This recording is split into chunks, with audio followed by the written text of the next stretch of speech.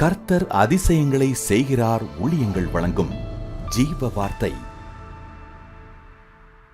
இந்த நாளுக்காக இயேசப்பாவுக்கு நன்றி செலுத்துவோம். கர்த்தர் நல்லவர், அவர் பெரியவர். நமக்காக எல்லாவற்றையும் செய்கிற ஒரு ஆண்டவர் தான் ஆண்டவராக இயேசு கிறிஸ்து. கவலையே வேண்டாம், எதை குறித்தும் கலங்க வேண்டாம். உங்கள் துக்கத்தை இயேசப்பா சந்தோஷமாய் மாற்றுவார். இன்றைக்கு அற்புதத்தை செய்வார். இன்றைய ஜீவார்த்தைக்கான வசனம் யோபு 29:16. நான் எளியவர்களுக்கு தகப்பனாய் இருந்து நான் அறியாத வழக்கை ஆராய்ந்து பார்த்தேன். இன்றைய ஜீவார்த்தின் தலைப்பு, ஏழைகளுக்கு தகப்பனை போல இருப்பீர்கள். யோபு சொல்லாரு, நான் எளியவர்களுக்காவது ஏழைகளுக்கு தகப்பனை போல இருந்தேன். அறியாத வழக்கையெல்லாம் நான் ஆராய்ந்து பார்த்தேன்னு சொல்லாரு.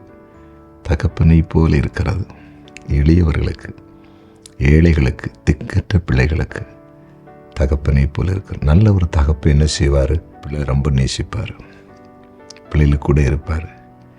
பிள்ளைகளுக்கு ஏதாவது ஒரு பிரச்சனைன்னா அது உன்னிப்பாக கவனிப்பார். அந்த பிரச்சனையிலேருந்து அந்த பிள்ளையை வெளியே கொண்டு இருக்க முயற்சி பண்ணுவார். பிள்ளைகள் மேலே ஏதாவது ஒரு பழி சாட்டினாலும், ஏதாவது ஒரு காரியம் நடந்தாலும் அதை ரொம்ப கவனமாக ஆராய்ந்து பார்த்து நல்லா அதுக்கு ஒரு முடிவை அவர் கொண்டு வருவார். அதுதான் ஒரு தகப்பனுடைய இருதயம். ஒரு நல்ல தகப்பன் அப்படித்தான் இருப்பார். ஆண்டவர் இன்றைக்கு உங்களோடு பேசுகிறார். யோபை போல ஒரு நல்ல தகப்பனுடைய உள்ளத்தை உங்களுக்கு தரப்போகிறார்.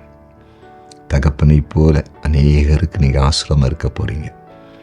ஏழை மக்களுக்கு, எளிய மக்களுக்கு நீங்கள் ஆசிரமமாக கண்டிப்பாக இருப்பீங்க. ஏழை எளிய மக்களுடைய வழக்குகளை ஆராய்ந்து பார்த்து அவங்களுக்கு உதவி செய்வீங்க. கண்டிப்பாக உதவி செய்வீங்க. ஒரு தடவை அப்படித்தான், அதாவது லா படிக்கிறதுக்கு முயற்சி எடுத்த ஒரு சகோதரனை ஜெபிப்பதற்கு அழைத்து வந்தாங்க.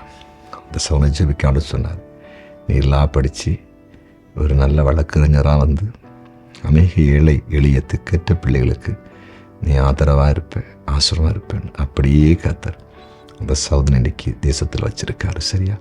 உங்களை கர்த்தர் வைக்க போகிறார். அநேகருக்கு ஆசீர்வாதமா. ஜெபிப்போமா? ஜெபிக்கலாம். ஆண்டவரே, உம்முடைய வெளியேறப்பட்ட பிரசன்னத்துக்காக நன்றி. திக்கற்ற ஏழை எளிய மக்களுக்கு தகப்பனை போல உடைய பிள்ளைங்களும் பட்டும் அப்படிப்பட்ட ஒரு இருதயமும் அப்படிப்பட்ட ஒரு மேன்மையும் எல்லாருக்கும் உண்டாகட்டும் என்று நான் ஜெபிக்கிறேன். இப்பொழுதே கர்த்தர் வல்லமையாய் கிரியை செய்வீராக. உம்மாலே முடியாத காரியம் ஒன்றுமில்லை. தேவனால் எல்லாவற்றையும் செய்ய முடியும். தேவ கிருபையினால் எல்லாவற்றையும் செய்ய முடியும். சூழ்நிலையை மாற்ற முடியும். உமக்கு நன்றி. இன்றைக்கு பிறந்த நாளை காண்கிற அனைவரையும் ஆசீர்வதிக்கிறேன். ஆசீர்வாதமாய் அனைவரும் இருக்கட்டும். திருமண நாளை காண்கிற ஒவ்வொரு குடும்பத்தையும் பேர் பேராய் நீர் ஆசீர்வதிக்கும்படி மன்றாடுகிறேன். நீர் அப்படி செய்கிறதற்காக ஸ்தோத்திரம்.